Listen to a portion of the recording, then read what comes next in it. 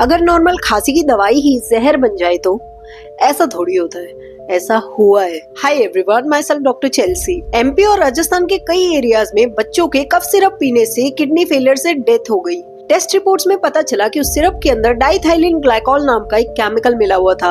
ये वही केमिकल है जो बॉडी के अंदर जाके एक स्लो पॉइजन का काम करता है। इसी मिलावटी कफ सिरप पीने की वजह से अब तक 300 से भी ज्यादा बच्चों की जान जा चुकी है और हजारों बच्चे हॉस्पिटल में एडमिट है। और हैरान कर देने वाली बात ये है कि ये मिलावटी मेडिसिन मार्केट में अप्रूव्ड मेडिसिन के साथ ही बिक रही थी, लेकिन रिसेंटली इन केसेस के चलते इस ब्रांड को बैन कर दिया गया है। हम लोग मेडिसिन पे ही तो सबसे ज्यादा भरोसा करते हैं। कोई भी दुख तकलीफ हुई बस दवाई खा लो, ठीक हो जाएगा। लेकिन अगर वही दवाई मौत का कारण बन जाएगी तो कैसे चलेगा।